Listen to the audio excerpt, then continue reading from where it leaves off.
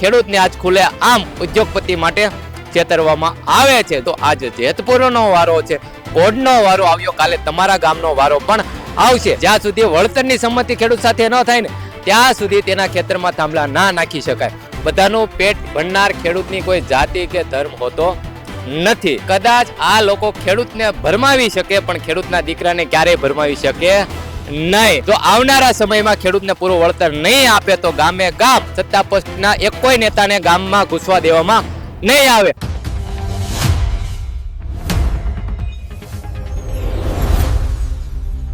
આજે અમે મોરબીના જેતપર ગામમાં આવ્યા છે અને આપણે આ જેતપર ગામના ઘણા બધા દ્રશ્યો જોયા કે પોલીસવાળા મહિલાઓને દંડા મારે છે, પોલીસવાળા ખેડૂતોને ઉપાડીને પોલીસની વાનમાં લઈ જાય છે અને એ ડબ્બામાં પૂરી જાય છે. પરંતુ આજે અમે અહીંયા પહોંચ્યા છીએ અને જે આ સ્થિતિ જોઈ રહ્યા છે એ ખરેખર નાજુક સ્થિતિ છે. અત્યારે જે વીજ કંપનીઓ દાદાગીરી કરીને વીજ પોલ ખોડી રહી છે એ માત્ર જમીન ઉપર નથી ખોડી રહી, એ ખેડૂતોના છાતી ઉપર ખોડી રહી હોય એવું લાગે છે. અને આવું દુઃખ આપણે ગુજરાતના જેટલા પણ ખેડૂતો છે તમામને થઈ રહ્યું છે. ઘણી વખત તમે સોશિયલ મીડિયામાં એક ચહેરો જોયો હશે અને એ ચહેરો ખેડૂતોનો અવાજ બનતો ચહેરો હશે. એવા મયુરભાઈ અમારી સાથે છે અમરેલીથી અને અહીંયા ખેડૂતોના સમર્થનમાં આવ્યા છે. મયુરભાઈ, ચક્રવાત ન્યૂઝમાં સ્વાગત છે આપનું. આભાર. શું લાગે છે મયુરભાઈ, આજે અત્યારે સ્થિતિ ચાલી રહી છે, આ વીજ પોલની ચાલી રહી છે અને ખેડૂતોની દયનીય સ્થિતિ કેટલી ગંભીર છે? મને એમ હતું કે એટલો બધો વિરોધ થયો એટલે કામ બંધ થયું છે, પણ કામ ખુલ્લે આમ શરૂ છે અને 200 થી 250 પોલીસ ચારે બાજુ ઊભી છે. એટલે કે એટલો બધો વિરોધ કરવા છતાં ખેડૂતનું સાંભળતા નથી. મેં ચૂંટણી પહેલા પણ કીધું હતું કે ચૂંટણી પતે એટલે ખેડૂતો ત્યાં રહેજો, અંગ્રેજોના સમયનો નિયમનો ઉપયોગ કરી તમારા ખેતરમાં થાંભલા નખાશે. પણ એક વસ્તુ હજી પણ હું કહી દઉં છું કે તમને વળતર એ અંગ્રેજોના સમયના કાયદા અનુસાર જ આપશે.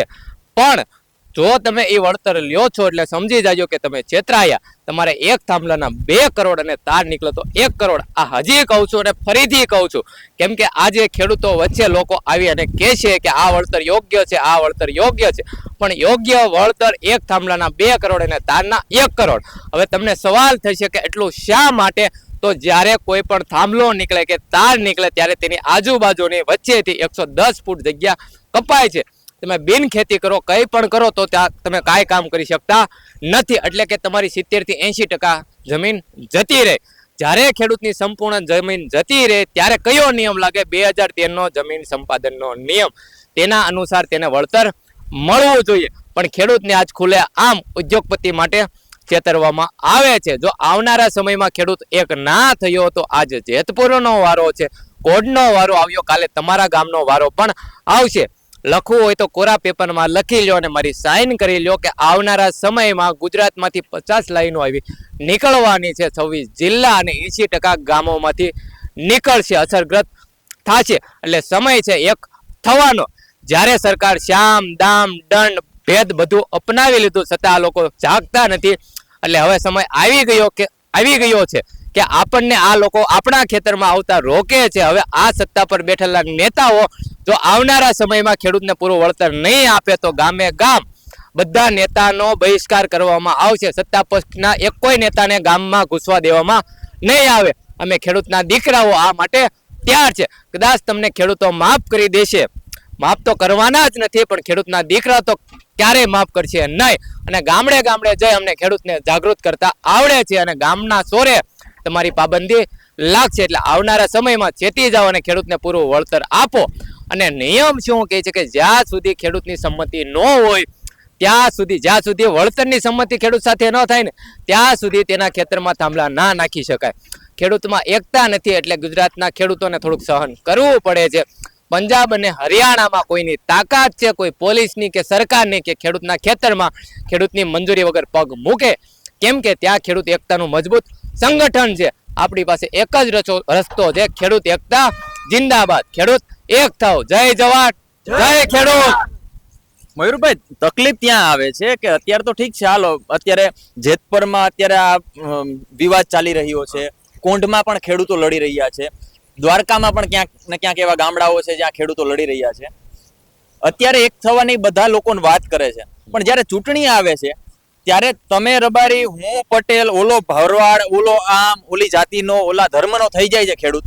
ખેડૂત જ એક એવો પ્રોફેશન છે કે જે જાતિઓથી ઓળખાય છે.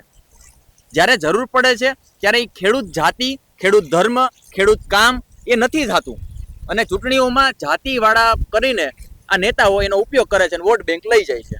હવે ખેડૂતને છેતરવામાં આવે છે હંમેશા. આ જ ડિસ્ટ્રિક્ટની વાત કરું, આ જિલ્લાની વાત કરું, મને એવા સમાચાર મળ્યા કે ચૂંટણી પહેલા જ્યારે લાઈનો આવતી હતી ત્યારે તેને ભરમાવવામાં આવ્યો કે અમે લાઈનો ઊભી રાખી દીધી છે, તમે અમને મત આપજો, અમે તમારું કામ કર્યું છે, હવે તમારે અમને મત આપવો પડે. એટલે લોકોએ બિચારા આવી ગયા વાતમાં ને મત આપી દીધો. પણ છેલ્લે શું થયું કે ચૂંટણી પતી તરત લાઈનો આવી ગઈ. આપણે ખેડૂતને જગાડવાનો પ્રયાસ કર્યો, પણ આજે સત્તા પક્ષને સારી રીતે ખબર છે કે સોશિયલ મીડિયામાં ખેડૂતના દીકરાઓ અને લોકોને કઈ રીતે ભરમાવા.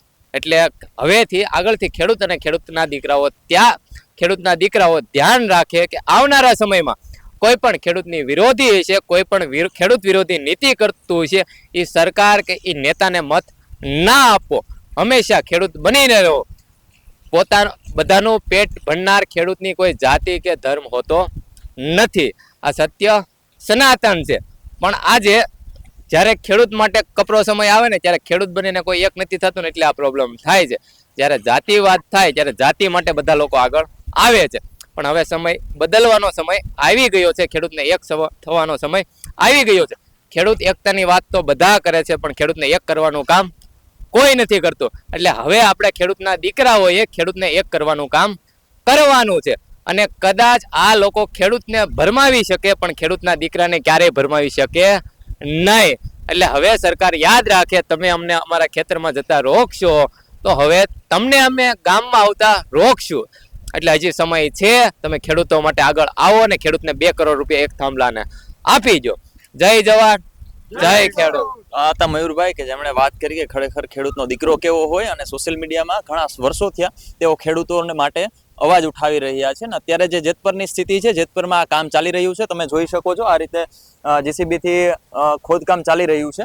એટલે હવે આવનારા ભવિષ્યમાં કેવી રીતે અહીંના નેતાઓ હોય કે પછી તંત્ર હોય એ કામ ઊભું રાખે છે કે પછી આ જ રીતે ચાલુ રાખવાનું છે અને ખેડૂતોને હેરાન કરવાનું છે, એ તો આવનારો સમય બતાવશે. નમસ્કાર.